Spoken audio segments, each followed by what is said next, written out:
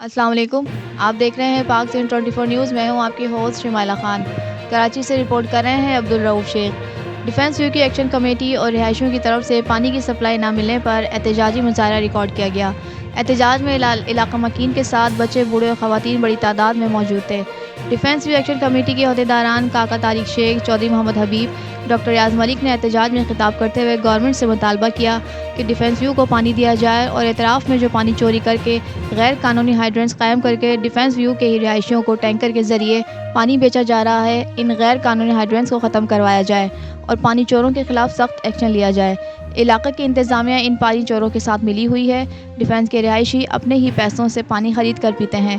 Defence view के रिहायशियों ने assembly member Syed Ghani को भी दरख्वास्त की कि डिफेंस व्यू के रिहायशियों को इस अजाब से निजात दिलाएं और हमें मुस्तकिल बुनियादों पर पानी की सहूलियात मुहैया की जाएँ। अगर हमारे जायज़ मुतालबात पूरे ना हुए तो हम CM हाउस पर एहतजाज करेंगे। आइए मज़ीद सुनते हैं।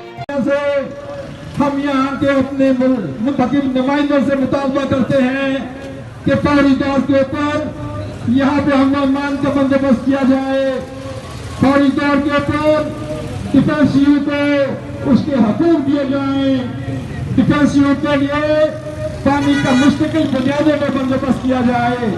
मेरे अजीज दोस्तों, मुझे याद है कुछ अर्से पहले यहाँ से एक कंपनी थी जो की तरफ से अफसोस से ये कहना पड़ रहा है कि हमारे डिफेंस व्यू के सारे अभी तक सो रहे हैं। हालांकि इन सबको आज हजारों की सूरत में इधर खड़े होना चाहिए था। ये पानी जो है सबके लिए जरूरी है, ये सिर्फ इन 50, 60, 70 लोगों के लिए जरूरी नहीं है। लेकिन ये अफसोस के साथ कहना पड़ रहा है। बातें तो हर जगह, हर चौक पे, हर घर में, हर ओताक में बहुत सारे बकबक करते हैं। सब करते हैं कि जितना अपना हिस्सा डाल सके उन महरूमियों को हम दूर करें।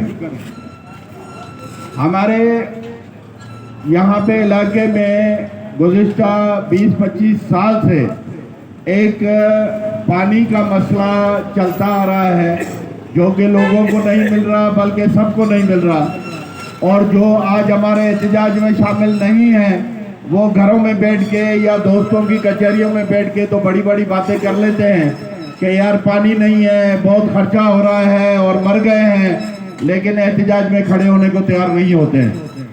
ये एहतजाज आपके लिए है। इसमें अगर खड़े होंगे तो अगर डायरेक्ट नहीं तो इनडायरेक्ट आपको ही फायदा होगा।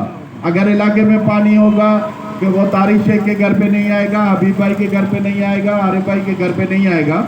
जब लाइनों में पानी आ जाएगा तो सबके घरों में आएगा, सिर्फ हमारे घरों में नहीं आएगा कि हम रोड पे खड़े हो जाते हैं अपने किसी जाती मफाद के लिए। लेकिन आज हम जो एहतजाज करने खड़े हुए हैं, एक मसला पानी का और गंभीर हो गया है कि पहले हमारे लाइनों में पानी नहीं आता था, मुश्किल से पानी आ जाता था, महीने में 1-2 दफ़ा हमें पानी मिल जाता था। अब वो 1-2 दफ़ा भी हमें पानी नहीं मिल रहा।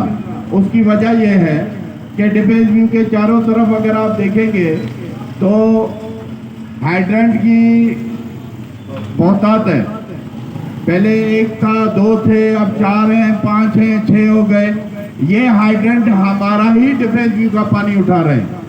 ये डिफेंस व्यू का पानी उठा के हमें ही बेच रहे हैं। तो इसलिए हमें इसके खिलाफ खड़ा होना चाहिए और सब दोस्त अगर साथ देंगे, एक ताकत बनेंगे तो उसका फ़ायदा शायद कुछ दिन पहले हो जाए।